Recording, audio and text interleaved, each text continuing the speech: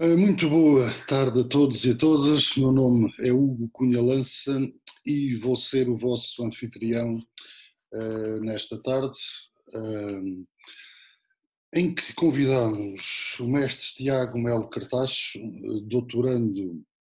na Universidade Nova de Lisboa, que está naquele momento muito complexo das nossas vidas, que é o momento em que se aguarda pela discussão, pela marcação da data para a discussão. São sempre uns meses É muito verdade. complexos, ainda mais na nossa área, em que muitas vezes estes meses prolongam-se. Nunca me esqueço que no meu mestrado, entre a entrega e a discussão, foram mais de 2 anos, foi um momento terrivelmente complexo. Felizmente as coisas hoje estão muito diferentes que naquela época. O mestre Tiago Cartacho é também investigador no CEDIS e membro do Comitê de Desenvolvimento Sustentável e Economia Verde. Esta iniciativa, que é a primeira nossa, inclui-se no âmbito das conferências webinar, que é uma iniciativa que está integrada no Take-Off Algarve, bastante ambiciosa. Nós estamos a falar, se eu não troquei os números, troquei as minhas desculpas, de 2 dezenas de conferências que vão incluir cerca de 40 diferentes participantes, para além daqueles que são os mais importantes de todos, que são os nossos alunos e a comunidade. Tem sido algo que me tem acompanhado, quase uma marca d'água, no meu processo académico, que é abrir as portas da academia. Nós estamos muitas vezes demasiado encerrados sobre nós mesmos, ensimismados quase, e faz falta abrir as janelas, encarar as portas, deixar entrar ar, ouvir novidades, ouvir posições de pessoas que poderão pensar exatamente como nós, mas que nos trazem uma visão diferente do mundo, por um lado, e do direito. Eu ausentei-me há uns minutos atrás, quem já estava aqui na sessão percebeu isto, para receber um telefonema do professor Dr. Alberto Saimel, diretor do curso de Direito Numismático, que infelizmente não pôde estar presente, mas quis que transmitisse, quer desde logo ao Tiago, o nosso agradecimento por ter aceito este convite, este desafio que lhe suscitámos há cerca de um mês atrás, um mês atrás, um pouco mais,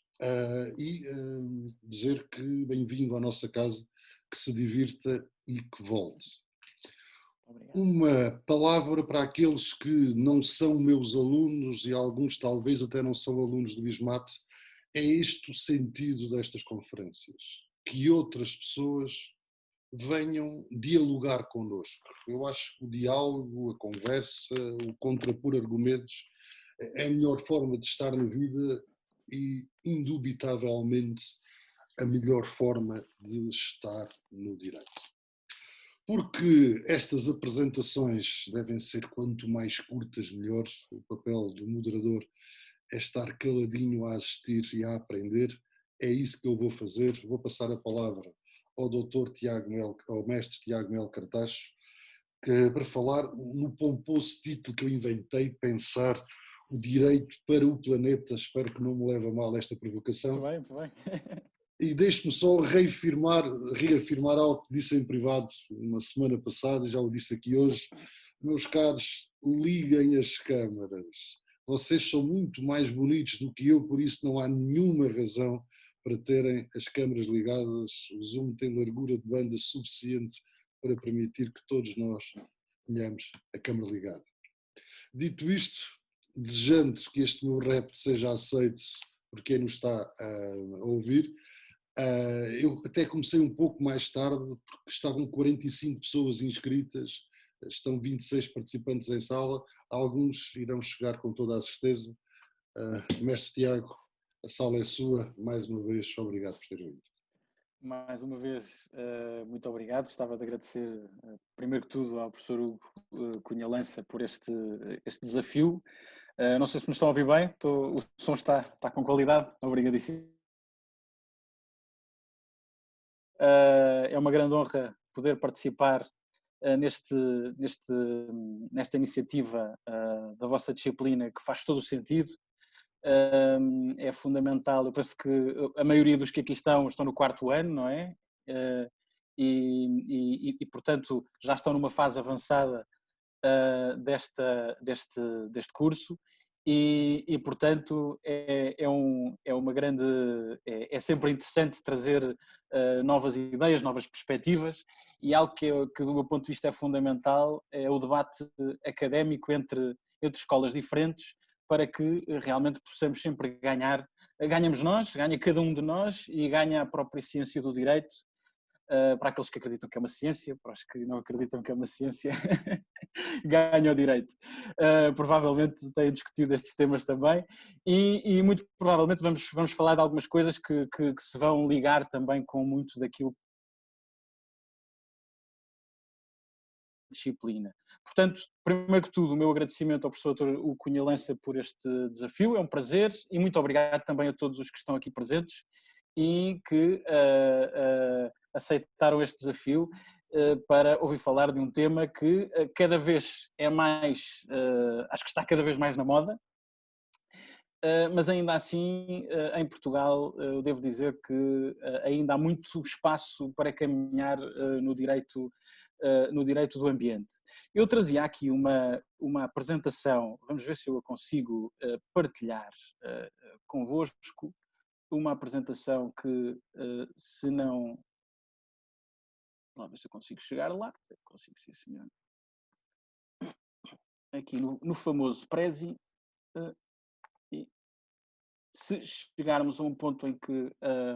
ou já gastamos muito tempo ou isto não está a funcionar muito bem, abandono o Prezi.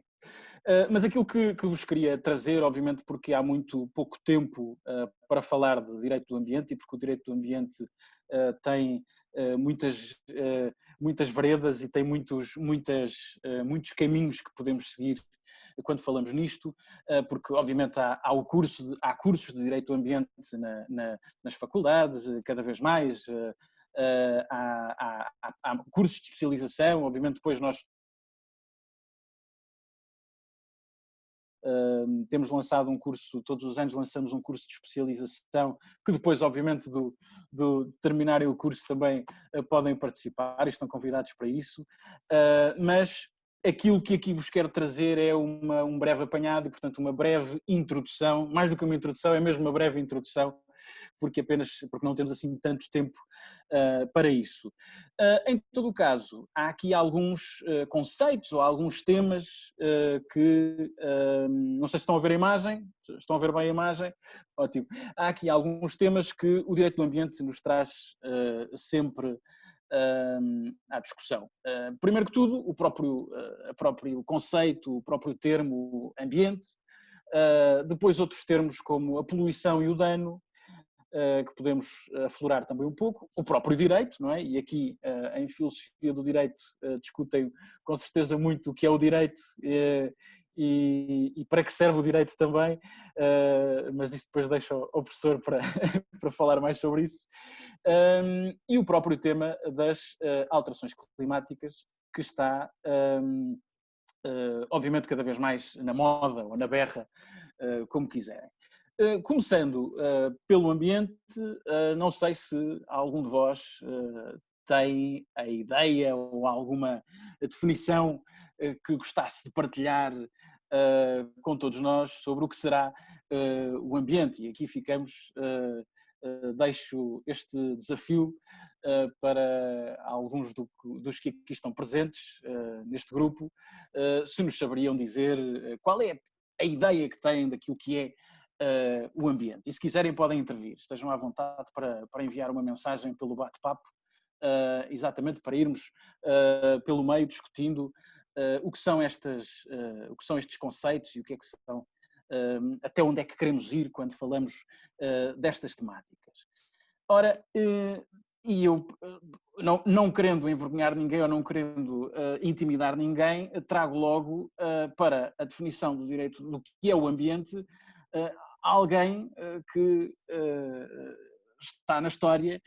como um senhor da ciência e, portanto, alguém que as suas definições seriam irrefutáveis. daquilo que não sou eu, que não é ele próprio. E lamento dizer, embora estejamos perante um prémio Nobel, que não concordo com aquilo que ele diz. Porque a verdade é que o ambiente não é só aquilo que não sou eu. Eu também pertenço ao meio ambiente, eu também faço parte do ambiente. Portanto, nós seres humanos somos o elemento humano daquilo que é o ambiente. E não é em vão que em algumas línguas, que não a portuguesa, se usa muito o termo direito do meio ambiente. Por exemplo, em castelhano, em espanhol, diz-se derecho medioambiental. Há muito quem entenda que é o direito do meio ambiente, embora eu também discorde, porque estamos no direito do ambiente, estamos a regular a prática humana também. E por isso, do meu mas o ambiente não é claramente tudo o que não sou eu, nós também pertencemos ao próprio termo, ao próprio significado daquilo que é o ambiente. Depois há alguns professores pelo mundo fora, e este é um professor muito conhecido na área do direito internacional do ambiente, que é Daniel Bodansky, e ele num livro famoso que é The Art and Craft of International Environmental Law, portanto basicamente explica toda a teoria do direito internacional do ambiente, é um livro até já antigo, mas ele dizia que o ambiente era um termo que toda a gente compreendia, mas que ninguém era capaz de definir de modo exato, ou cada um tinha a sua definição. E a verdade é esta, é que depois a própria legislação vai definindo em muitos casos, e eu trago aqui também alguns exemplos, e aqui posso-vos mostrar, por exemplo, nas chamadas ISO da Organização Internacional da Standardização, aparece uma definição de ambiente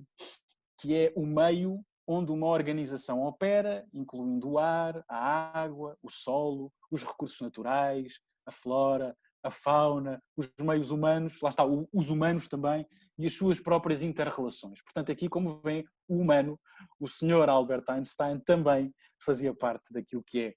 é o ambiente. E isto, aqui, obviamente, quando falamos, aqui há este termo da organização, porque, obviamente, aqui, claramente nesta definição, isto aplica-se a standardização, portanto, a normas padronizadas, normas técnicas, e que, no fundo, são aplicadas pelas empresas. E como começam a perceber, o direito do ambiente vai desde o Estado ao próprio cidadão, às próprias empresas, a uma quantidade de atores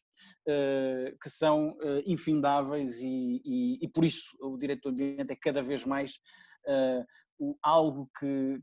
está a crescer, e é um direito recente, relativamente recente, e já vamos falar mais sobre isso, mas toca em tudo cada vez mais, e é cada vez mais transversal. Depois temos aqui ainda outra definição, mais à frente na mesma norma, e que volta a dizer, é um meio onde a organização opera, incluindo o ar. O meio, neste contexto, estende-se desde a organização ao sistema global. Depois temos ainda nos programas da União Europeia, na altura ainda não era a União Europeia, o primeiro programa de ação ambiental, entre 73 e 76, dizia que era a combinação dos elementos cujas complexas interrelações constituíam a configuração, o meio envolvente e as condições sentidos. E aqui, obviamente, sentidos pelo ser humano, mas cada vez mais também pelas outras espécies. Mas há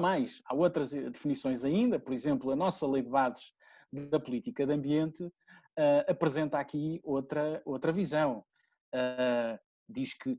fala-nos nos ecossistemas, nos recursos naturais, e, portanto, quando fala na efetivação dos direitos ambientais através da promoção do desenvolvimento sustentável, suportada na gestão adequada do ambiente, em particular nos ecossistemas, nos recursos naturais, mas obviamente que aqui também está cada vez mais envolvida, integrada os próprios seres humanos, e, portanto, não apenas as outras espécies, mas também a nossa. E, obviamente, continuando cada vez mais a entrar pelo direito adentro, aqui temos a nossa Constituição, que foi consagrando ao longo da sua história, que já vai crescendo, e o próprio direito a um ambiente de vida humano, sadio, ecologicamente equilibrado. E o próprio dever dos cidadãos de defender este direito. Isto significa que, e deixem-me dizer que este artigo foi crescendo, e foi crescendo para aquilo que é um catálogo cada vez mais, segundo uma professora conhecida de Direito do Ambiente, a professora Carla Amado Gomes, é quase uma lista de compras,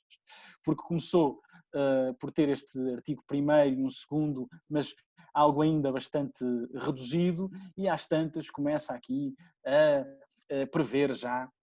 que, para assegurar o direito ao ambiente, o Estado tem aqui uma data de obrigações: prevenir e controlar a poluição, ordenar e promover o ordenamento do território, criar e desenvolver reservas e parques naturais,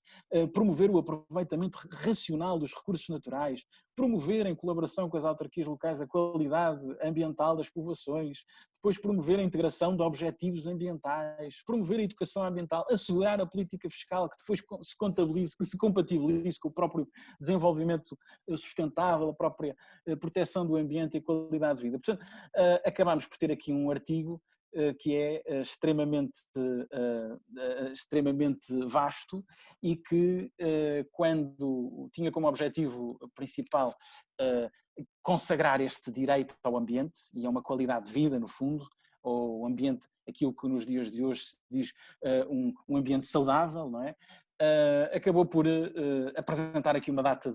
a tal chamada lista de compras, mas depois esquece, provavelmente, de muitas outras coisas, porque lá está, o direito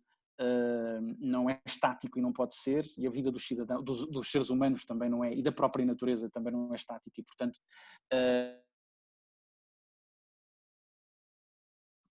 no direito. Mas ainda assim, isto leva-nos para outras temáticas, porque o Estado tem esta tal obrigação de proteger, de acordo como vêem com o artigo 66 da nossa Constituição, mas temos aqui uma quantidade de problemas ambientais e dos chamados problemas complicados, como se diz também na própria ciência, nas próprias ciências ambientais, e que vão desde a poluição aos próprios danos no ambiente. E por isso aqui está, relaciona-se claramente e sem qualquer totalmente a ideia de poluição e de dano com aquilo que é o ambiente. E aqui temos mais alguns exemplos, isto em legislação mesmo, por exemplo, do Reino Unido, a Lei de Proteção Ambiental de 1990 já trazia aqui a explicação de que a poluição do ambiente era a libertação para qualquer meio ambiental, através de qualquer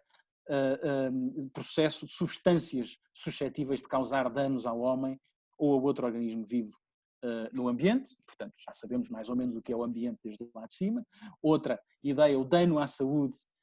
de organismos vivos ou outra interferência com os sistemas ecológicos de que aqueles são parte, e no caso do homem, aqui o ser humano, inclui ofensa causada a qualquer dos seus sentidos ou à sua propriedade. Portanto, aqui temos o que é a poluição e o que é o dano, do ponto de vista desta legislação de 1990 britânica, e eu trouxe exatamente este Environmental Protection Act do Reino Unido, porque há algo que é importante ambiental, foi o contributo que o Reino Unido foi dando para o crescimento do direito do ambiente na União Europeia e nas comunidades anteriormente. E obviamente que a saída do Reino Unido acaba por criar aqui alguns problemas na continuação deste crescimento e deste desenvolvimento do direito ambiental, porque a própria lei, o próprio direito, às vezes não havia lei, mas no direito britânico, ia influenciando muito, acabou também por trazer alguns conceitos ou alguns contributos para uma diretiva europeia, que é relativa à responsabilidade ambiental em termos de prevenção e reparação de danos ambientais, e que aqui apresenta uma definição do que são danos. É a alteração adversa mensurável de um recurso natural ou a deterioração mensurável do serviço de um recurso natural, quer ocorra direta ou indiretamente. Pronto, isto seria o que seria, isto seria o dano de acordo com o direito europeu. Depois temos o que é o próprio dano ambiental. E depois eu posso-vos deixar também a ligação para esta apresentação, ou posso enviar também ao professor o Cunha Lança através do PDF e o próprio link para esta apresentação, porque aqui podem ter, se vos interessar, continuar as vossas vidas, as vossas investigações ou a vossa vida profissional na área do ambiente, depois podem ficar com estas ligações e acaba por ser interessante para quem quiser trabalhar nesta área. Quem não quiser, também fica como cultura geral, e porque sabe-se lá se o ambiente não vai acabar por ser algum trabalho que vão ter de fazer daqui para a frente. E aqui estão exemplos de danos ambientais, danos causados às espécies protegidas, portanto aos habitats naturais, os danos causados à própria água, os danos causados ao solo, por exemplo, aqui, qualquer contaminação do solo, que cria um risco significativo à própria saúde humana, de ser afetada adversamente devido à introdução no solo ou na sua superfície de substâncias, preparações, organismos ou micro-organismos. Portanto, temos aqui uma quantidade vasta, uma miríade de danos e de possíveis danos que podem ocorrer e que o direito procura prever para, de alguma forma, garantir que a atividade humana não acaba por prejudicar o ambiente e o meio ambiente também. Em todo o caso, algo que está relacionado com os danos é a poluição, como vos disse. E a poluição vem sempre ligada àquilo que é a emissão. Portanto, a libertação para o ambiente resultante de atividades humanas de substâncias, preparações, organismos ou micro-organismos. E como viram na última definição, substâncias, preparações, organismos ou micro-organismos. Portanto, é alguma atividade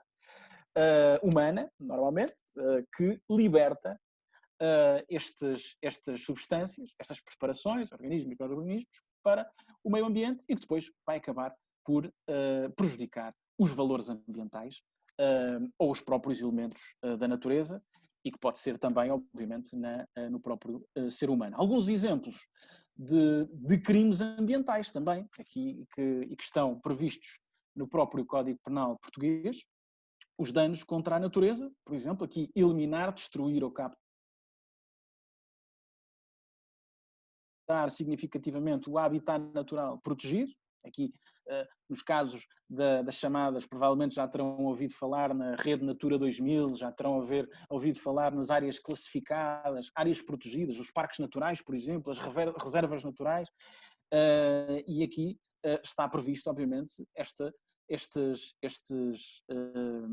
crimes também de danos contra a natureza e afetar gravemente recursos do subsolo, por exemplo. E aqui temos a pena de prisão combinada de 5 anos. Para quem trabalha com direito ao ambiente, isto será pouco. Para quem, por exemplo, desenvolve atividades económicas que estão relacionadas com isto, provavelmente considerará que é demais. Mas a verdade é que cada vez mais com o passar do tempo e com aquilo que vamos assistindo nos dias de hoje, é cada vez mais relevante darmos tem sido discutido, aliás, no próprio Parlamento, têm sido discutidas já por várias vezes o aumento do tempo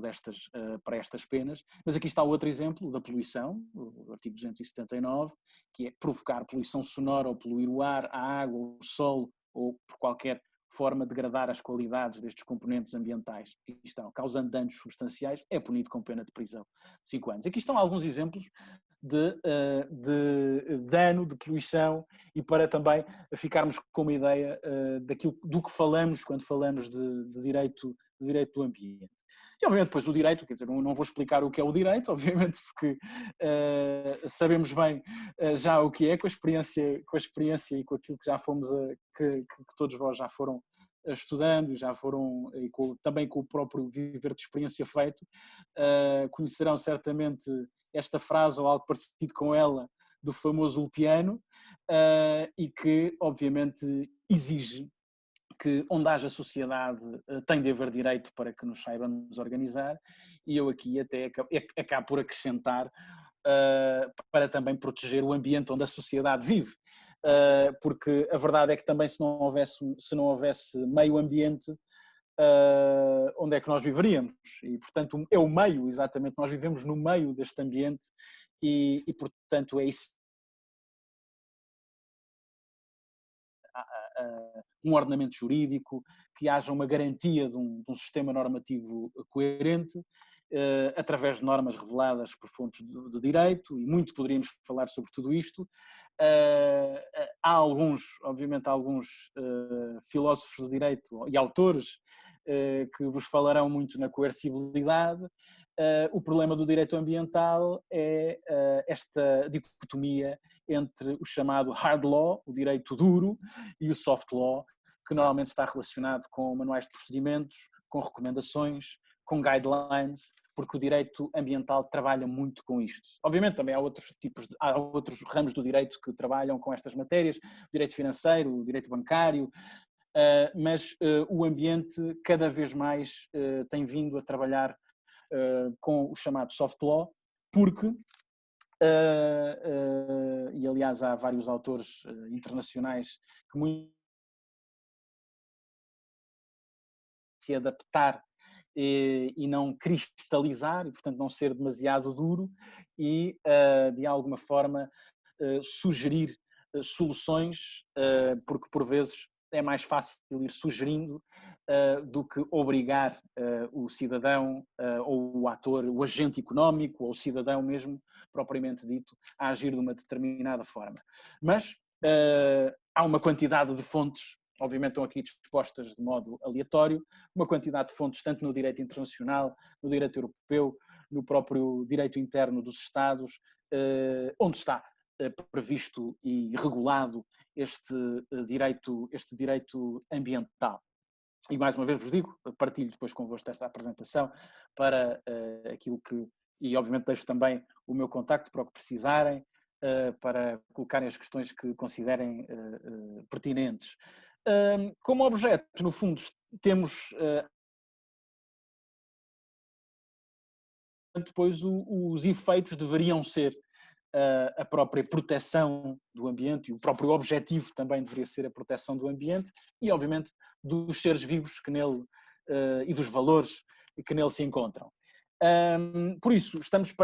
no direito ambiental, estamos perante normas jurídicas que procuram regular a atividade humana na relação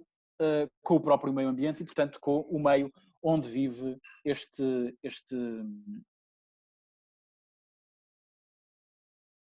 cuja atividade é regulada por este direito. E depois, aqui deixar-vos, ainda nesta parte introdutória, a matéria que está na moda, não é? E, portanto, também com a ajuda da famosa Greta Thunberg, que há uns tempos para cá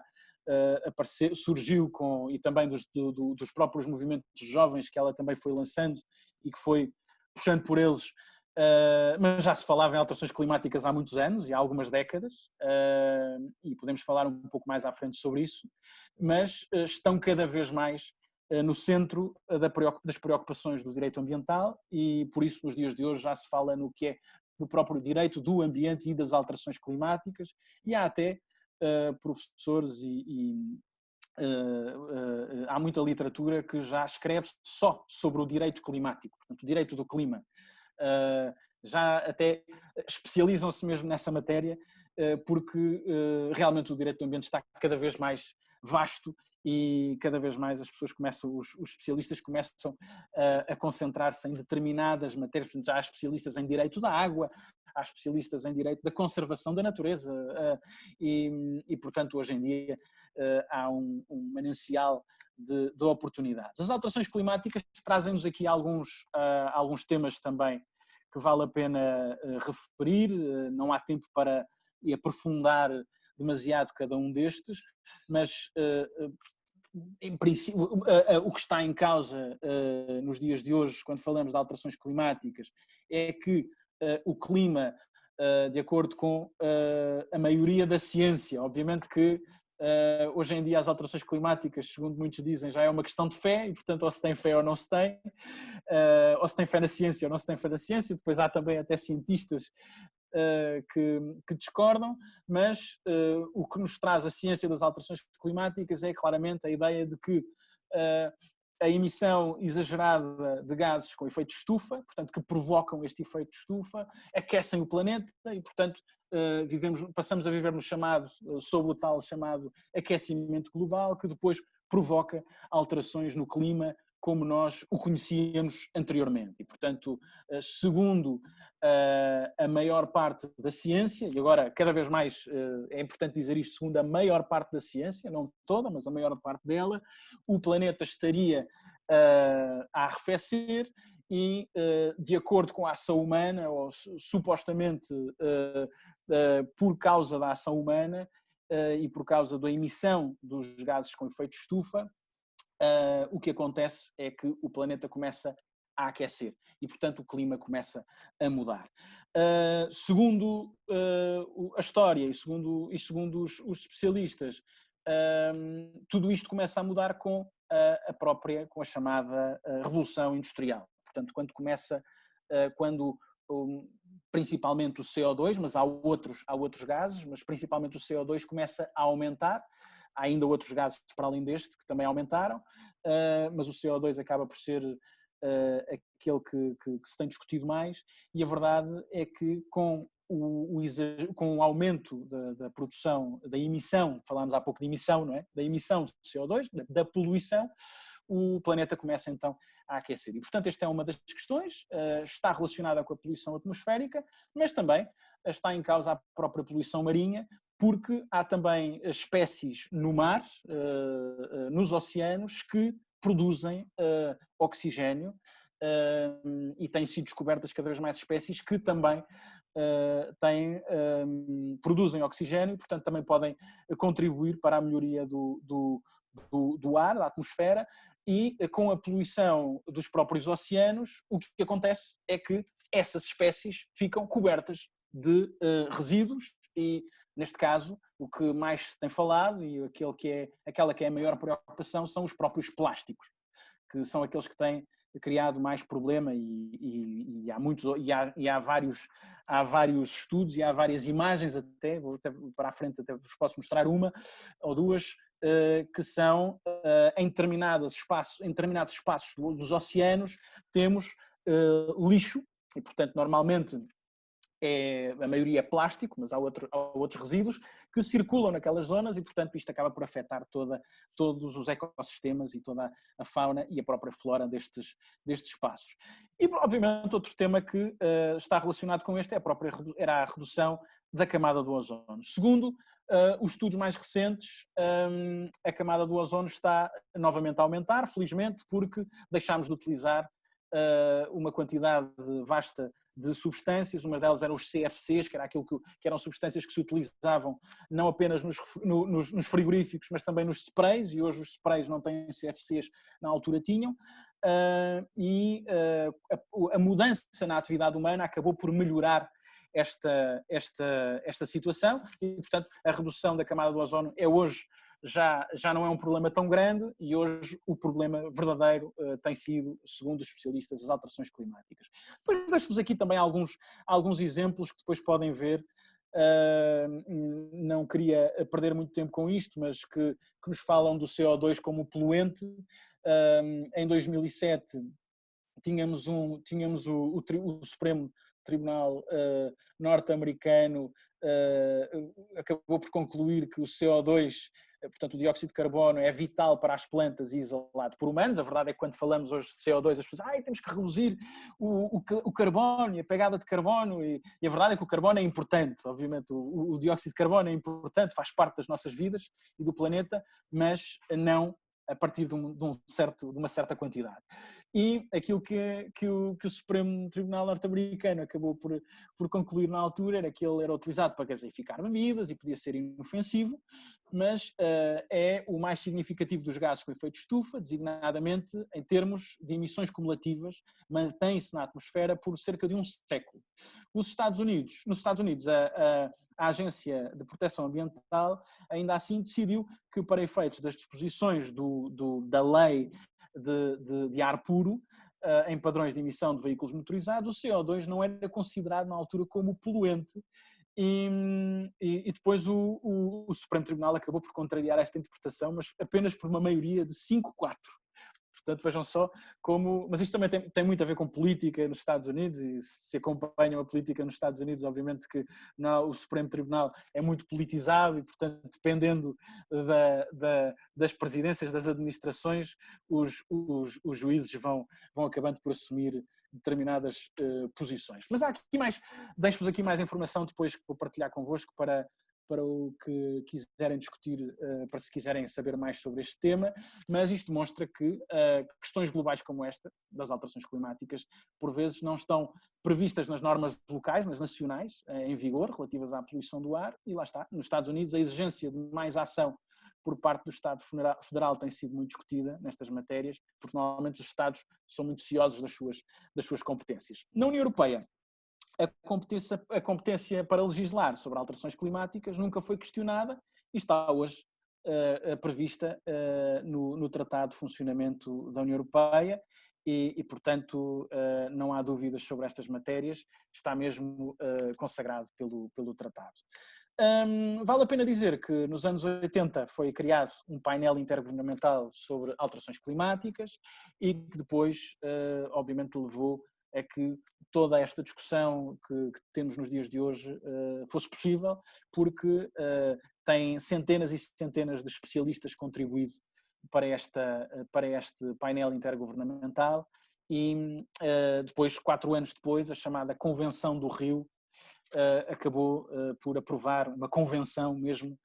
dedicada às alterações climáticas, e aqui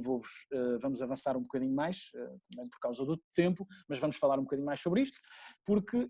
em 1990 o painel intergovernamental apresentou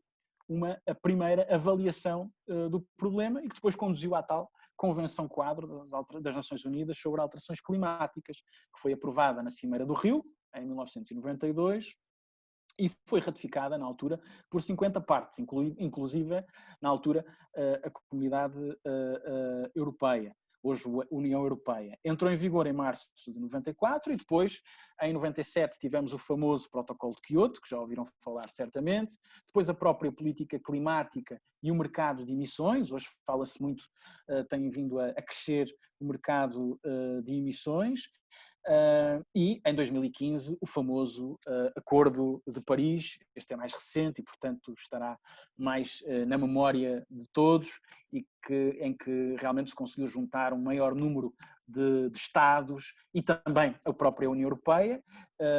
que procurou também à sua maneira vincular os seus Estados-membros para que este acordo então pudesse entrar em vigor. Isto foi naquilo que é chamado no âmbito da Convenção a Conferência de Partes, e ele já vai para a 26ª, que era para ser em Glasgow este ano, em novembro, e já não vai ser,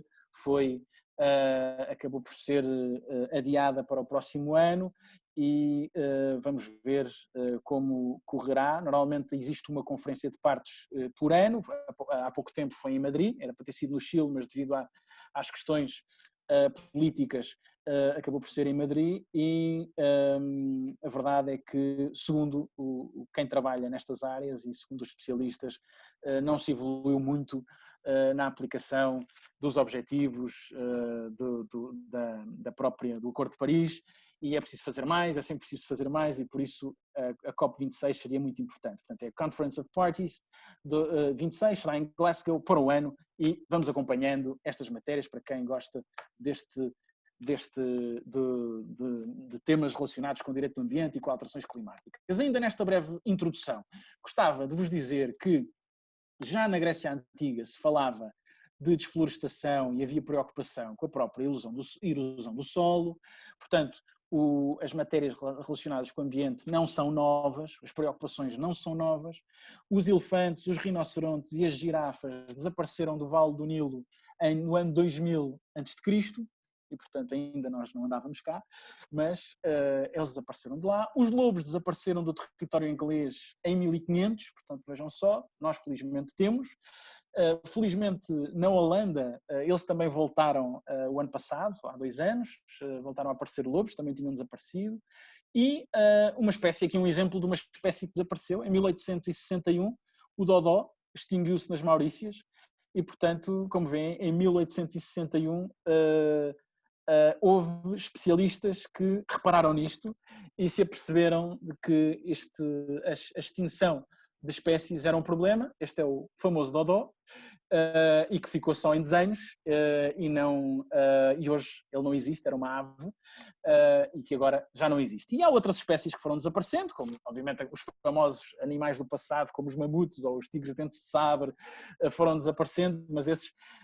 são mais antigos. Agora alguns, segundo temos vindo a perceber, e a ciência tem vindo a perceber, desaparecem exatamente, extinguem-se devido à própria ação humana. E este é o grande problema, e é isto que o próprio direito do ambiente também tenta prevenir. E se repararem, quando o dodó desapareceu, uns anos depois, se extinguiu em 1861, em 1868 organizou-se um encontro ornitológico alemão. Isto obviamente não é direito, mas acaba por influenciar o que vos vou dizer a seguir. Porque agora vou-vos trazer um bocadinho aqui alguma evolução e alguma cronologia, uma mais interessante que outra, mas há outras que não vou-vos trazer basicamente aquilo que acho que é mais importante. E que propôs a elaboração de um tratado internacional para a conservação das aves. Ora, propôs, só muito mais tarde é que começámos a ter estas assunções de responsabilidades por parte dos Estados, mas este é um exemplo de que, com a extinção de uma espécie, no fundo, os especialistas começam a perceber que os Estados têm que fazer alguma coisa. E, portanto, os Estados, como detentores clássicos do poder legislativo e também do próprio, como Estados, também com o seu poder de partes no próprio direito internacional, tinham de agir. E, se repararem, entre 1893 e 1898 já temos aqui arbitragens sobre espécies no Estreito de Bering e, portanto, aqui entre os Estados Unidos e a Rússia. Portanto, aqui o direito já começa a importar. E em 1909 temos aqui o primeiro tratado sobre águas transfronteiriças entre os Estados Unidos e o Canadá. Ainda, como veem, os lobos marinhos continuam a estar aqui na berra nesta primeira parte, mas temos depois já um tratado sobre aves migratórias entre os Estados Unidos e o Canadá, porque a verdade é que o direito do ambiente o direito do ambiente moderno, se é assim se o podemos chamar assim, ele acaba por ser muito influenciado pelo outro lado do Atlântico, pelos Estados Unidos, embora obviamente hoje, por questões políticas, a posição dos Estados Unidos acaba por ser diferente em relação ao ambiente ou às alterações climáticas, mas tudo aquilo que é hoje o direito do ambiente moderno foi muito influenciado pelos Estados Unidos, que depois trouxeram para a Europa ou até para o Reino Unido, porque também era em língua inglesa e, portanto, era fácil traduzir, ou não traduzir, neste caso, trazê-lo, importá-lo, e depois, obviamente, o próprio Reino Unido acabou por exportar ou partilhar com os Estados da União Europeia. Temos depois, já novamente entre os Estados Unidos e o Canadá, alguns casos mesmo em tribunal sobre poluição transfronteiriça, e aqui está exemplos de legislação que no fundo acabou por influenciar o direito do ambiente que temos nos dias de hoje. Primeiro que tudo, segundo o autor Alexandre Kiss, o despertar do direito ecológico, do direito internacional, começa exatamente nos anos 60, quando temos vários livros que foram publicados. Um deles é de Rachel Carson e é Silent Spring, portanto Primavera Silenciosa, e que acabou por influenciar muitos autores e também muitos juristas nestas matérias. E os primeiros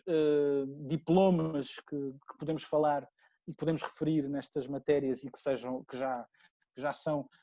semelhantes àqueles dos dias de hoje é o Clean Air Act de 1963 e depois de 1970 nos Estados Unidos, portanto ainda no tempo de Lyndon Johnson, que sucedeu a JFK, da John Kennedy. Depois já mais à frente, depois ainda o Wilderness Act, portanto este primeiro para, no fundo, regular a própria poluição. Obviamente que o nosso direito é muito diferente do direito norte-americano e provavelmente terão a noção também disso, porque nós vivemos na tal tradição germano-românica e, portanto, a tradição do civil law, e os norte-americanos, os britânicos e muitos outros também influenciados pelo direito britânico vivem no common law, portanto, há muitas diferenças, mas estes acts são, no fundo, leis, são diplomas e são aprovados pelo Congresso e aplicam-se a todo o Estado Federal. E, portanto, este primeiro dedicado à poluição do ar, à poluição atmosférica, o Wilderness Act mesmo para a proteção dos espaços, de espaços naturais, depois de áreas protegidas. Depois também acabou por evoluir também para a própria proteção das comunidades indígenas, mas verdadeiramente um diploma mais complexo e completo sobre a proteção do ambiente é o diploma sobre a política nacional ambiental dos Estados Unidos, e esse foi aprovado já no tempo de Richard Nixon, em 1969, e esse é claramente o diploma que vai influenciar todos os outros diplomas no mundo inteiro, inclusive na Europa, como o diploma, no fundo seria aquilo que nos dias de hoje para nós poderia ser uma espécie de lei de bases do ambiente, embora nos formatos do common law nos formatos do direito norte-americano. Em Portugal, temos em 1974, logo depois da Revolução, no primeiro governo provisório, temos logo é criado o secretário de Estado, a função do secretário de Estado do Ambiente. Na altura foi o arquiteto Gonçalo Ribeiro Teles. Tinha poucos poderes ainda, porque era tudo muito novo, como vos disse, o despertar ecológico do direito é nos anos 60, portanto em 70, embora a nossa Constituição tenha sido bastante revolucionária em matéria de, não me refiro à matéria política, mas à matéria de proteção do ambiente, porque foi também a primeira Constituição na Europa e das primeiras do mundo a prever a consagrar o direito ao ambiente, aquele que vos mostrei há pouco, do artigo 66, depois logo a seguir veio Espanha, mas portanto foi uma Constituição muito avançada nesta matéria ambiental, mas lá está, o secretário de Estado do Ambiente tinha muito poucos poderes ainda, foi ganhando capacidade de intervenção, pertencia ao Ministério do Equipamento Social e do Ambiente, depois passou a responder ao Ministro da Qualidade de Vida e portanto foi mudando até aos dias de hoje. Hoje temos o Ministério do Ambiente e da Transição e da transição climática, e portanto temos aqui já foi tendo muitos nomes e vai mudando ao longo do tempo. Portanto no governo anterior do Ministério do Ambiente, antes chegou a ser até também por questões financeiras, né, e por causa da Troika chegou a ser fundido com o Ministério do Mar, com o da Agricultura e por aí fora, era o Ministério da Agricultura, do Mar, do Ambiente e do Ordenamento do Território. Já foi o Ministério do Ambiente e de Energia, portanto isto vai mudando muito, mas a verdade é esta, nos dias de hoje não existe um governo que não tenha um Ministério do Ambiente, pelo menos em Portugal. Obviamente que temos casos agora que têm sido bastante discutidos em determinados regimes, em determinados sistemas, por exemplo, a Hungria tem procurado reduzir os poderes na área do ambiente. Tivemos na altura da tomada de posse do presidente Bolsonaro no Brasil, discutiu-se se continuava a existir um Ministério do Ambiente ou não, mas as competências estão lá sempre, as atribuições estão lá sempre, mesmo que fosse um Ministério da Agricultura e das Florestas ou algo assim, teria matérias de proteção ambiental. Aqui trago só mais alguns exemplos destes temas. Isto evoluiu muito, tanto no direito internacional como depois no direito europeu, e portanto só para vos mostrar no direito internacional, já venho aqui esta imagem, mas só para vos mostrar no direito internacional, temos várias convenções dedicadas à pesca da baleia, a própria União Internacional para a Conservação da Natureza, que hoje se chama World Conservation Union, mas que ainda se chama IUCN, foi criada em 1948, portanto estão a ver aqui uma evolução de como as coisas foram crescendo. Aqui temos o chamado Silent Spring, o tal livro de Rachel Carson, que acabou por influenciar também muito o direito do ambiente. A própria, uma convenção também para a prevenção da poluição petrolífera no mar, a Oil Poll, e também aqui aquele navio que vos mostrei há bocadinho era um navio que estava registado na Libéria e que acabou por derramar crude à frente da Cornualha, portanto, em frente à Inglaterra, e que depois acabou por todas estas substâncias acabaram por chegar à Bélgica, uma quantidade de outros países ali no Mar do Norte, e que acabaram por ser, e também no próprio Canal da Mancha, e que acabaram por sofrer com este derrame, e aí obviamente foi negociada uma convenção de intervenção no alto mar para a poluição, e também uma convenção da própria responsabilidade civil por estas matérias. Temos o primeiro Dia da Terra em 1970, a revista Time considera o ambiente também como o tema do ano, nesta altura, em 1970, e este primeiro Dia da Terra, este Dia da Terra acaba por influenciar também a data em que, não sei se lembram, que o Acordo de Paris foi assinado, que foi exatamente 22 de abril de 2015. Portanto, é um dia que ficou para a história e que depois é sempre bastante comemorado nestas matérias. Em 1972 temos uma primeira conferência das Nações Unidas dedicada ao ambiente humano, e portanto temos aqui mais uma quantidade de outras convenções de direito internacional, mas isto é precisamente para verem a relevância que o direito do ambiente foi ganhando no próprio direito internacional. Quer dizer, se antes tínhamos questões relacionadas com a paz, com a guerra, com questões económicas, com as próprias relações entre os Estados, porque o Estado realmente são os sujeitos do direito, os sujeitos por clássicos do direito internacional. Hoje já começamos a ter as empresas, e isto também acaba por ser muito importante no próprio direito do ambiente, que é como é que conseguimos de alguma forma regular a prática das grandes empresas internacionalmente, isto em matérias ambientais. Como é que conseguimos fazer com que grandes empresas que são mais fortes, que têm mais poder do que Estados como Portugal, por exemplo, como é que conseguimos fazer com que elas protejam o ambiente e que cumpram determinadas normas, porque elas no fundo não são os sujeitos clássicos do direito internacional. Essas empresas não são elas que celebram os tratados, não é, internacionais, os acordos internacionais, são os Estados, e portanto estes são temas que cada vez mais têm vindo a ser discutidos. Mas deixem-me dizer-vos aqui que, peço desculpa, deixem-me dizer-vos aqui que, perdi-me aqui, peço desculpa, que há um ano importante, que é o do chamado relatório Brundtland, que foi a antiga primeira-ministra norueguesa que acabou por liderar este grupo, e que acabou por liderar um grupo que emanou este relatório, que se chama O Nosso Futuro Comum, e que contém em si também a própria definição do que é o desenvolvimento sustentável. O desenvolvimento sustentável é um tema que tem vindo a ser discutido ao longo dos últimos anos e tem vindo a ser promovido cada vez mais. As próprias Nações Unidas aprovaram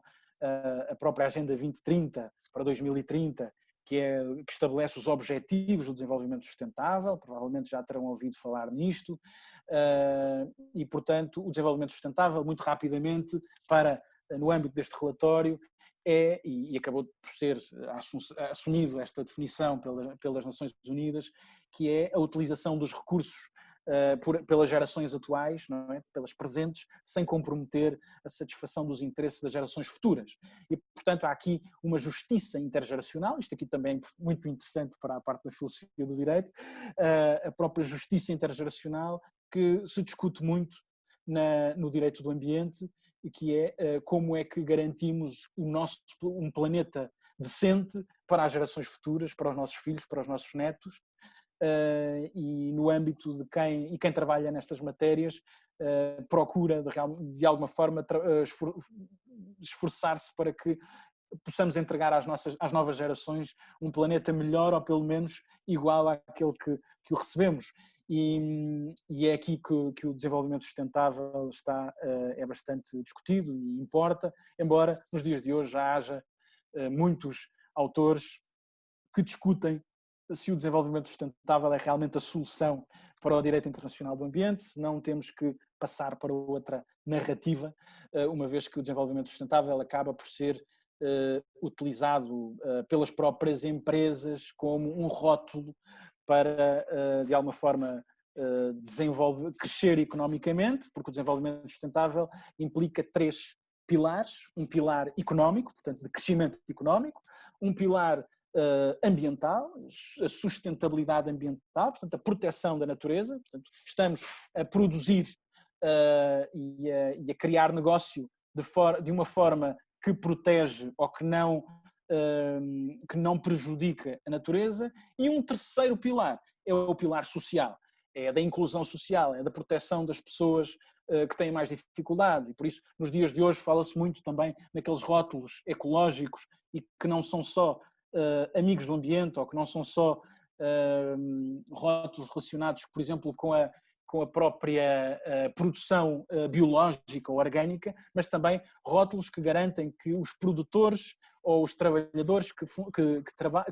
no fundo produzem determinados alimentos foram bem tratados, ou recebem um salário justo, e portanto estamos sempre no desenvolvimento sustentável, estamos sempre entre estes 3 pilares, com a ligação às próximas gerações, sempre a pensar também nas próximas gerações. Portanto, promover a proteção destes 3 pilares, ou a garantia destes 3 pilares, garantindo também que as próximas gerações estão protegidas. Continuando um bocadinho nesta matéria, este relatório Brundtland acabou por preparar o caminho para uma conferência que foi muito importante, organizada pelas Nações Unidas, que é a tal conferência Cimeira do Rio, e que no fundo foi claramente dedicada ao ambiente e ao desenvolvimento, e aqui esta cimeira acabou por... Eu não vos vou mostrar estes diplomas, estas convenções e estas declarações, porque elas acabam por precisarmos de mais tempo, mas foi extremamente importante porque define o que é o desenvolvimento sustentável, define também as obrigações, a responsabilidade dos Estados mais ricos em relação aos Estados mais pobres, portanto, os Estados mais ricos devem apoiar os Estados mais pobres a promover este desenvolvimento sustentável também, portanto, a ajudá-los a crescer economicamente, a proteger o ambiente, por exemplo, a garantir que têm áreas protegidas, que protegem as espécies, mas também que garantem os próprios direitos ambientais das pessoas, portanto, que as pessoas não são expostas à poluição, seja ela atmosférica, seja ela das águas, por exemplo, de esgotos ao ar livre, exemplos disto são esses. Temos aqui o protocolo de Montreal, que está relacionado já vos falei há pouco, com a camada do ozónio, portanto temos aqui, há uma quantidade de outras convenções e tratados e acordos que depois são interessantes, mas queria deixar-vos a ideia de que então nesta convenção do Rio, nesta Cimeira do Rio, foi aprovada a convenção das Nações Unidas sobre as alterações climáticas, e quando hoje falamos no protocolo de Kyoto ou quando falamos no Acordo de Paris, eles são sempre, no fundo, protocolos ou adendas a esta convenção. Portanto, são sempre celebrados no âmbito desta convenção, da Convenção das Nações Unidas sobre alterações climáticas. E, portanto, desde este tempo, desde 92, que os Estados sabem reconhecem que existem alterações climáticas e que se propõem a mitigar os efeitos dessas alterações climáticas ou promover a adaptação, as tais políticas de adaptação às alterações climáticas e até aquilo que hoje se fala muito, que é a chamada resiliência, portanto a nossa capacidade de adaptação à mudança, portanto, ou aos fatores externos, garantindo as nossas características originais. Portanto, no fundo tem muito a ver com a evolução, mas uma evolução que não seja de ruptura. E isto é um tema, e a resiliência é algo que já está a ser muito discutido nos dias de hoje, já se fala muito, é uma buzzword, não é? Mas é algo que hoje discute-se, não devemos passar do tal desenvolvimento sustentável que foi muito aproveitado pela economia, para passarmos a ter então uma teoria, uma prática, uma narrativa de resiliência socioecológica, portanto garantir que as comunidades, as espécies, os ecossistemas vão evoluindo, mas sem a tal ruptura, no fundo sem serem destruídos. Para vos deixar aqui só mais alguns exemplos de outras convenções, e depois as Nações Unidas voltaram a reunir em 2002, foi a chamada Cimeira Rio+10, e depois houve a Cimeira Rio+20, portanto 20 anos depois, em que também se procurou, normalmente saem sempre declarações destas cimeiras, mas a que ficou claramente para a história foi a de 92, a do Rio, porque foi mesmo, foram assumidas definições, princípios essenciais que os Estados depois acabaram por transpor para as suas constituições ou para a sua legislação, para o direito interno, e no caso, por exemplo, do direito europeu, podemos falar um bocadinho mais à frente, já não demoro muito mais. No caso do direito europeu, temos também a transposição para os próprios tratados das definições e dos princípios do desenvolvimento sustentável. Só para vos dar aqui mais umas ideias, muita coisa, e depois também vos deixo, para verem aqui a evolução que o direito europeu também tem levado na área ambiental. Portanto, como veem no início, a CE não tinha, e o mercado comum, o Tratado de Roma não tinha qualquer referência ao ambiente, e entretanto já passou a ter, o Tribunal de Justiça foi reconhecendo, foram aprovados programas de ação na área do ambiente, mas o Tribunal de Justiça foi ajudando muito nisso. Portanto, antes dos tratados terem previsões sobre essas matérias, o Tribunal foi contribuindo e assumindo que o ambiente e o desenvolvimento sustentável eram fundamentais para a própria política da União Europeia. Foi criada uma Direção-Geral do Ambiente em 1989 e nos dias de hoje temos já o próprio, em 2019 foi aprovado aquilo que é o Pacto Ecológico Europeu, o European Green Deal, e em que a própria Comissão Europeia assume que a política daqui para a frente da Comissão vai olhar para o ambiente de forma transversal e, portanto, vai se preocupar com o ambiente, com as alterações climáticas em todas as políticas. Portanto, todas as políticas que são assumidas têm sempre uma vertente ambiental e climática. Isto tem a ver com a mobilidade, portanto, com os transportes, tem a ver com a economia, com a agricultura, com todas as práticas, infraestruturas, uma quantidade de políticas, o próprio financiamento europeu. Portanto, os Estados, quando pedem financiamento europeu, tem que haver uma garantia de sustentabilidade e de ambiente. Só para vos deixar aqui uma ideia de algo que também está a ser bastante discutido na matéria ambiental, é o crescimento das cidades. As cidades está a aglomerar-se cada vez mais gente nas cidades, temos já cerca de 40 megacidades, portanto é muito difícil garantir que as pessoas vivem bem, que têm qualidade de vida nas cidades. Portanto, em 2050 teremos cerca de 70% da população a viver nas cidades. Temos desigualdade, temos incerteza, temos instabilidade, tudo isto está relacionado com os tais direitos ambientais. E aqui está um exemplo, uma cidade que é Shenzhen, em 1980, 2 anos antes de eu nascer, era assim, hoje é assim, portanto conseguimos ver uma grande diferença, e obviamente que o direito tem um papel essencial nestas matérias. Só deixar-vos aqui alguns exemplos de problemas. A poluição atmosférica é vista como, no fundo, um assassino silencioso, porque mata milhões de pessoas por ano em todo o mundo, portanto, segundo a Organização Mundial de Saúde, cerca de 7 milhões de mortos por ano devido à poluição, os mares, como vos disse há pouco, poluidíssimos, e as próprias praias, como podem ver, o que se encontra nas praias também, uns vêm do mar, outros são largados nas próprias praias, portanto aqui temos exemplos de só na parte, isto é na Califórnia, 2016, conseguiram encontrar todos estes materiais e obviamente depois há campanhas sobre estas matérias, hoje os próprios fotógrafos e há ativistas nestas matérias que procuram espalhar também esta informação para mostrar que isto são problemas. O koala, por exemplo, espécies, há pouco falámos de uma espécie que tinha desaparecido, esta é mais uma que, segundo os especialistas na Austrália, dizem que já não é espécie viável, há menos de 80 mil, até o ano passado havia menos de 80 mil koalas, hoje não se sabe, devido aos fogos, aos incêndios que se têm vivido na Austrália, portanto já serão muito menos de 80 mil e, segundo os especialistas, a espécie já não é viável, ou seja, já não se consegue reproduzir para que se garanta para sempre a existência desta espécie. Portanto, estes são problemas graves, problemas que o direito do ambiente procura resolver. Aqui temos, como vos mostrei, como de que vos falei há pouco, a evolução da própria a matéria das alterações climáticas. Aqui podemos ter, depois mais uma vez vos digo, deixo estes elementos, porque se tiverem interesse em também saber mais e ir a estas fontes, porque há muita informação sobre isto, e falar de direito do ambiente numa hora é algo que é bastante difícil, mas é o que vos trago aqui, só para vos deixar aqui também uma ideia sobre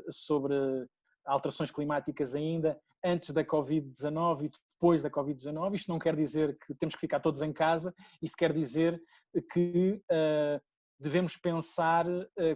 em mudar o nosso comportamento não para que os nossos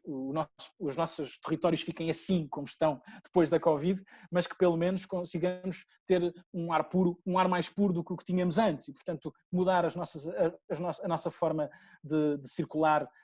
procurar encontrar outras soluções para a mobilidade, na própria reciclagem que devemos fazer. Só para vos deixar também aqui mais uma coisa interessante, que são os estados que em 2012, provavelmente agora já haverá mais um ou outro, mas as mudanças não foram muito grandes, que em 2012 tinham previsões, portanto, tinham normas nas suas constituições de natureza ambiental. Se repararem, os Estados Unidos, a Austrália, o Reino Unido, a Irlanda, a Dinamarca não têm, porque também são outros regimes bastante diferentes e porque também vê as coisas de outra maneira. A Dinamarca é curioso, porque é um regime mais semelhante ao nosso, mas também tem outra forma. Estas questões também são muito culturais. E se virmos, há estados que estão em desenvolvimento, que têm as suas constituições consagram direito ao ambiente ou normas, ou prevêem normas que protegem o ambiente, mas depois acabam por não proteger. Este foi um estudo que eu fiz, mas que depois vos posso deixar para mais à frente. Queria só dizer que o direito do ambiente tem, portanto, estas fontes, há muito por estudar, há muito caminho a fazer também. Por exemplo, falávamos há pouco do desenvolvimento sustentável e da resiliência socioecológica, e só para vos mostrar aqui a questão da adaptação, este tal Adaptive Law, também vos deixo aqui. Há alguns autores que falam muito na ideia de um direito, que temos de encontrar um direito que seja capaz de se adaptar e que não seja que na matérias ambientais seja capaz de se adaptar à mudança, principalmente quando falamos de alterações climáticas, e portanto fala-se em multiplicidade de objetivos, participação da população, portanto hoje em dia o direito do ordenamento do território, os planos diretores municipais, os vários planos têm participação, a avaliação de impacto ambiental tem participação dos cidadãos e, portanto, estes são só alguns exemplos de como podemos, de alguma forma, garantir que as populações também também podem participar e podem ser protegidas, e hoje fala-se muito nesta justiça para a resiliência socioecológica, que está muito relacionada com o direito ambiental. Portanto, ficam os desafios, os territórios, as comunidades, as espécies, há desigualdades, há incerteza, há instabilidade, é preciso proteger não só as espécies, mas também os cidadãos, garantir que eles têm, que há qualidade de vida. Respostas: o direito ao ambiente traz-nos muitas soluções, há proteção através dos direitos ambientais, há esta tal justiça para a resiliência socioecológica, começa a falar-se neste tal direito adaptável, mas ainda há muito para fazer, e eu acho que este é basicamente o desafio que vos deixo para poderem, quem quiser estudar o direito do ambiente esteja à vontade também para me contactar, estou ao dispor para qualquer dúvida que tenham, e também agora, obviamente, estou também ao dispor para qualquer questão e qualquer pergunta que queiram colocar. Mais uma vez, muito obrigado ao professor Cunha Lança por este convite, foi uma honra. Eu sou aquele que tem a agradecer, em meu nome pessoal, em nome, quer em meu nome pessoal, quer em nome do ISMAT, quer, e sobretudo, que é o mais importante de tudo, em nome dos meus alunos, agradecer a excelente partilha que teve para connosco, enfatizando um ponto, e eu gostei especialmente dessa parte, que muitas vezes nós não encontramos, nem no discurso jurídico sobre o tema, e muito menos no discurso ecológico puro e duro sobre o tema, que é recordando-nos, e fê-lo por 3 vezes, se eu não me perdi, no percurso, que o direito do ambiente é também o direito do homem. E esta dicotomia, de um lado o ambiente, do outro lado o homem, que tantas vezes se tenta construir artificialmente, na minha perspectiva, vale aquilo que vale, é a miúdo um erro. Eu nestas coisas, eu repito muito esta frase, os meus alunos já estão cansados de ouvir, mas eu sou aristotélico mesmo, e eu acho que o ponto de Arquimedes é difícil de encontrar, mas a virtude está evidentemente a meio, e aqui há um caminho de aproximação que a Eta de Filó pode produzir muito, muito interessante, para não nos esquecermos disso. Mas isto não é sobre mim, é sobre vós, meus caros. O tempo foge-nos, mas algumas dúvidas que tenham, coloquem-nas agora ou calem-se para sempre. Sem prejuízo, enviarem depois um e-mail ao Dr. Tiago Mel Cartaz. Eu tenho uma pergunta para colocar. Eu não fiquei muito convicta de entender quais são as políticas de resiliência. Desculpa. Muito obrigado pela pergunta. Este é um tema bastante discutido nos dias de hoje e é na área do direito do ambiente, e obviamente que vem mais do próprio common law, portanto de uma tradição que é diferente da nossa, mas começa também a dar os seus contributos para a nossa tradição, principalmente porque a nossa tradição começou a ser muito influenciada também pelo common law, com a presença do Reino Unido, que agora saiu, não é? Mas na União Europeia. E, portanto, a União Europeia, o direito da União Europeia acabou por também ser influenciado pelo direito britânico, e influenciou também o próprio direito britânico. Hoje os britânicos têm mais exemplos de civil law do que tinham antes, e nós temos mais exemplos deste common law. Mas aquilo que nos traz estas novas teorias do direito para a resiliência, ou da tal justiça para a resiliência, são os de que a legislação tem de prever, primeiro que tudo, a participação dos cidadãos, não apenas no plano. Primeiro que tudo tem que garantir que o Estado planeia. O Estado e os próprios particulares têm de planear com o Estado, ou sem o Estado, mas com a autorização do Estado, não é? Naquilo que podem. E que tem que haver, primeiro que tudo, planeamento, que é algo que tem havido muito pouco nos Estados latinos. É o planeamento, embora esteja previsto em muita coisa, em muitos diplomas, planeamento muitas vezes há pouco. E neste planeamento assumir claramente que a participação dos cidadãos é essencial, porque os cidadãos estão próximos das realidades territoriais, e muitas vezes quando um Estado aplica uma determinada norma, ou aprova, no fundo, quando uma determinada norma emana do Poder Legislativo, muitas vezes vem da Assembleia da República ou vem do Governo, e cada território tem as suas características, e é por isso que depois também temos as próprias autarquias locais, não é? Temos os municípios e temos as freguesias, e a ideia é exatamente essa, é haver proximidade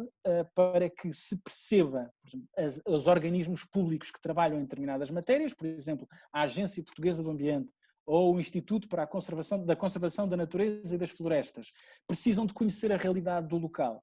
E quando são tomadas decisões e quando são aprovados planos, eles têm que garantir que a população participou na elaboração desses planos. E por isso prevê-se prazos para a participação das pessoas. Hoje em dia há um portal, desde há uns anos para cá, passou a haver um portal que é o participa.pt, em que qualquer um de nós pode realmente contribuir com comentários na avaliação de impacto ambiental, nos procedimentos de avaliação de impacto ambiental. Por exemplo, um exemplo foi agora o do aeroporto de Montijo. Decorreu o procedimento de avaliação de impacto ambiental e foi aberto à participação dos cidadãos, e houve muitos cidadãos que participaram. O problema que nós temos em muitos estados, e isto acontece mais nos estados latinos do que nos nórdicos, que é, normalmente quem participa são as organizações não governamentais ambientais. E o cidadão participa pouco, ou só participa quando não quer determinada obra ou determinado projeto no seu quintal. É a tal ideia NIMBY, not in my backyard. Portanto, eu não quero no meu quintal. Se não for no meu quintal, não há problema. E há a ideia deste direito, estas teorias, esta narrativa do direito adaptativo, ou da justiça para a resiliência, garantir que as populações participam, fazê-las participar também enquanto comunidade, e para além de tudo isso, obviamente também garantir que na decisão e nos procedimentos decisórios, que não é só uma entidade ou um organismo que toma a decisão, mas que há várias entidades que participam e que a decisão nunca pode ser a final. A decisão é uma decisão final para aquele momento, mas ela tem que ir sendo adaptada ao longo do tempo, porque a natureza vai mudando, as populações vão mudando, todos os sistemas, as teorias da resiliência reconhecem a multiplicidade dos sistemas e que todos eles se entrecruzam uns com os outros. Os sistemas sociais, os ecossistemas, todos nós vivemos, o professor falou nisso, todos fazemos parte disto, não é? E, portanto, é fundamental que não tomemos uma decisão como final. Isto é um problema claramente para o direito, porque o direito exige a segurança jurídica, não é? E, portanto, o cidadão tem que perceber o que é que lhe vai acontecer, não é? Qual é a decisão final, qual é que vai ser o resultado final, mas tem que haver uma certa flexibilidade com barreiras, não é? E se calhar isto acaba por ser um bocadinho a ideia da ameba, que tem de ter as suas barreiras, mas que se pode adaptar dentro da realidade em que vivemos, em que vive determinada comunidade, e porque todos nós fazemos parte de sistemas diferentes. Obviamente que nós pensamos o direito como a lei, não é? Mas a própria lei pode ser participada, e este é um tema bastante discutido nos dias de hoje, aliás, com os próprios procedimentos que hoje têm até a alarmística tecnológica, porque hoje podemos colocar um procedimento pelo computador numa determinada plataforma e ela, ao fim de não sei quantos dias, envia mails para este, para o outro e não sei o que mais, pode dar um prazo para nós respondermos, se não respondermos o prazo termina e acabou. E nos dias de hoje, por que não, este é um tema que eu lanço para a colação, não é que o defenda, mas é um tema bastante que vale a pena discutir, por que não garantir que determinada legislação tem a participação dos cidadãos quando essa legislação, quando faz sentido que tenha. Obviamente que isto muda completamente o paradigma do poder legislativo habitual, e nós elegemos um Parlamento, uma Assembleia da República, e que depois também é escolhido o governo e essas entidades legislam, mas por que não, ao longo do tempo, os cidadãos serem ouvidos também e não serem só ouvidos nas eleições. E, portanto, isto está tudo muito relacionado com estas matérias. Obviamente que este tempo, eu tentei colocar aqui alguns tópicos que pudessem provocar algumas questões e também para podermos discutir um bocadinho, mas se quiser podemos mais tarde falar sobre isto. Eu também deixo o meu contacto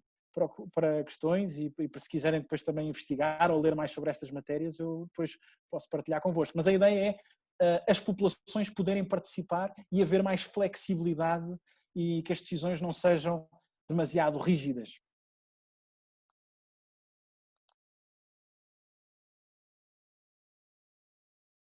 Meus caros, mais alguma questão? Se puder, professor. Com certeza, António. Eu tenho uma questão que é, agora no espectro oposto à flexibilidade e à participação. Como é que vê, face aos resultados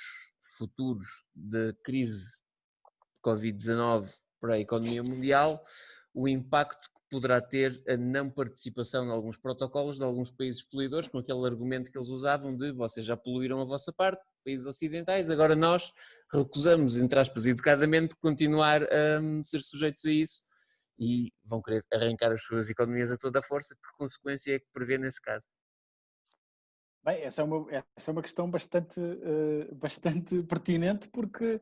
é algo que está mesmo, que pode estar mesmo a acontecer, não é? E eu devo dizer que estas questões também se resolvem, têm-se resolvido ao longo dos tempos, e agora se calhar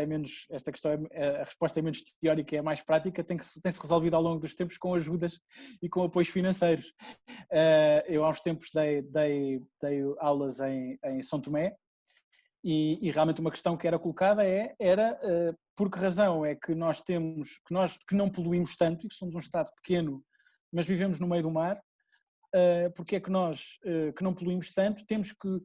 respirar o ar que é poluído pelos norte-americanos, pelos chineses, pelos indianos, que são Estados grandes e que poluem muito, ou pelos russos também, e porque é que não nos ajudam mais por causa disso? Porque é que nós não recebemos mais taxas ou apoios por causa disso? E a verdade é esta, é que tem muito a ver com isto, é que se realmente os Estados mais poluidores tiverem aqui de alguma forma soluções para apoiar mais os que poluem menos e garantir que eles não poluem tanto, e é isto também que tem acontecido também com o mercado do carbono, não é? E a própria Acordo de Paris também procurou encontrar soluções no meio disso, que são os tais níveis, os tais números os valores máximos de poluição ou de emissão. Mas a verdade é que, do meu ponto de vista, com a crise, é muito importante que organizações como a União Europeia, que também está bastante no limbo, não é? Organizações como as Nações Unidas, que não têm tido, e agora é uma opinião muito pessoal, mas não têm tido o poder que já teve noutras alturas, têm de assumir um papel muito importante neste momento. Os Estados Unidos, neste momento, não podemos esperar, na área ambiental, não podemos esperar muito da parte dos Estados Unidos, em termos de assunção de responsabilidades internacionais. Mas agora, se calhar, é o momento para realmente a União Europeia se conseguir entender primeiro cá dentro, mas de conseguir fazer valer a sua posição. Eu acho que o Pacto Ecológico, o Pacto Verde, acaba por ser um indício de que a União Europeia quer assumir uma posição de vanguarda nestas matérias, mas provavelmente não será suficiente, porque, como disse, todos vamos entrar, ou estamos já a entrar, num período de recessão,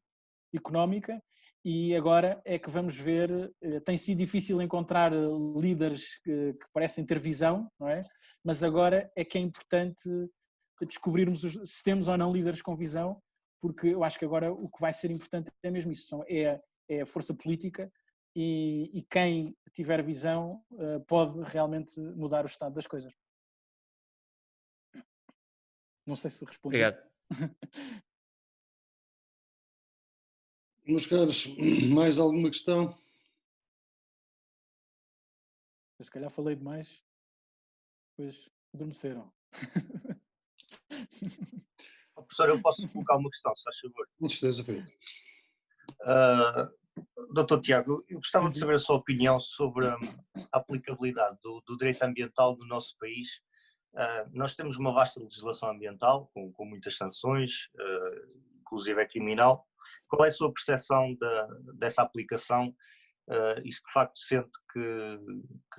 temos uma legislação adequada para combater ou para proteger, neste caso, o nosso ambiente? Eu vou ser sincero, eu costumo dizer que sou um ecologista otimista, o que é um oxímoro, não é? Portanto, não é, ninguém, normalmente as pessoas ficam espantadas a olhar para mim, porque não é possível um ecologista ser otimista, mas eu acho que não se pode ser ecologista se não se for otimista, se não vale a pena. Vou embora, agora bem, agora ficamos em casa, mas não trabalhava nesta área. Mas aquilo que eu acho é que a minha visão é de que a nossa legislação é bastante evoluída, e como vos tinha dito, nós nos anos 70 aprovámos uma Constituição bastante avançada em termos ambientais, como viram do exemplo que eu apresentei. A nossa legislação também tem sido, felizmente também com o apoio da União Europeia, porque obviamente as diretivas europeias já não são comunitárias, agora são diretivas europeias mesmo. As diretivas da União Europeia obrigam-nos a transpô-las para o nosso direito interno. Depois temos também os próprios regulamentos que se aplicam diretamente e, portanto, nós estamos bastante fechados aqui neste, não podemos sair destes limites que a União Europeia nos tem apresentado. Em direito penal, obviamente, isso e depois já acaba por ser uma responsabilidade nossa, e os valores que aqui são apresentados provavelmente não serão os tais 5 anos que vos apresentei, provavelmente serão pouco para um crime ambiental. Mas a verdade é que há muito pouca gente que é presa por crimes ambientais. E, portanto, eu acho que nós temos a legislação, é como em muitas coisas, temos a legislação e, por vezes, a aplicação não é a ideal, aquela que se esperava. É como a questão da corrupção. Diz que há muita corrupção, mas quantos corruptos é que estão presos, não é? E acaba por ser um bocadinho a mesma questão. Depois temos ainda outros exemplos que são bastante interessantes, que é, se nós tivermos, este é um exemplo paradigmático, e eu cheguei a trabalhar no Ministério do Ambiente e chegou-me este exemplo, que era a Inspeção-Geral, na altura ainda se chama IGAMAOT, e portanto a Inspeção-Geral da Agricultura, do Mar, do Ambiente e do Ordenamento do Território, pode ir fechar uma gestão de resíduos, por exemplo, uma operação de gestão de resíduos, uma espécie de uma entidade que gera, uma instalação que gere resíduos, que esteja licenciada, mas depois, se ela não estiver licenciada e se for outra, para efeitos da lei ela não existe, a IGAMAOT já não podia fechar, portanto tinha que ir outra entidade fechar essa instalação. Portanto, quer dizer, nós vivemos num meio em que tem muito a ver com aquela questão da legislação ser demasiado convencional, portanto ser pouco flexível, e também, provavelmente também dos nossos tribunais também serem pouco flexíveis nestas adaptações e interpretações. É de que nos cingimos muitas vezes à lei quando é nestas matérias, nesta matéria, por exemplo, para encerrar uma instalação de gestão de resíduos que está licenciada, mas que está a funcionar mal, ou que não está a cumprir determinadas regras, mas depois, se não estiver licenciada, não a pode fechar e tem que chamar a polícia, ou tem que chamar outra entidade qualquer para fechar aquilo. E, portanto, o problema tem mais a ver com cultura e com mentalidade muitas vezes. Agora, se conseguirmos de alguma forma garantir que através de que temos um direito ou uma legislação menos com menos verborreia, como se costuma dizer, uma legislação menos comprida e menos extensa e uma legislação que seja mais fácil de aplicar, porque depois temos as tais guidelines das entidades, dos organismos públicos que de alguma forma podem ir adaptando, por exemplo, na avaliação de impacto ambiental. Aqui é um exemplo, volto a falar na avaliação de impacto ambiental, mas isto é interessante, que é prevê a legislação, o regime jurídico da avaliação de impacto ambiental, que para eu apresentar um estudo, por exemplo, para apresentar o tal estudo de impacto ambiental do aeroporto do Montijo, tenho que entregar determinados documentos e eles têm que ser articulados de uma determinada forma. Essa forma já não é definida pela lei, mas é definida por manuais de procedimentos, por determinados guidelines que vão sendo alterados ao longo do tempo. Porquê? Porque se vai percebendo que há determinadas matérias que vão mudando ao longo do tempo, porque a natureza vai mudando, porque a realidade social vai mudando e, portanto, a legislação não precisa de ir tanto ao detalhe, mas pode garantir que as entidades públicas, os organismos públicos podem, de alguma forma, legislar de forma suave, com aquelas soluções mais fáceis também de alterar e mais técnicas, porque muitas vezes o que temos é deputados a discutir questões técnicas no Parlamento e isso acaba por correr mal, não é? E a verdade é que, volto a dizer, a nossa legislação não é má. Nós temos bons legisladores, temos excelentes professores, temos excelentes juristas, mas depois a aplicação acaba por ficar muitas vezes aquém do que era esperado, principalmente em matéria de ambiente e, pelo visto, na corrupção também. Estava a ouvir o Dr. Tiago e a recordar a frase de Martin Luther King: não mostres as leis, mostra-me as pessoas que as aplicam. E não só no ambiente como na corrupção, em muitas outras áreas temos esses problemas. Meus caros, uma última questão, em breve.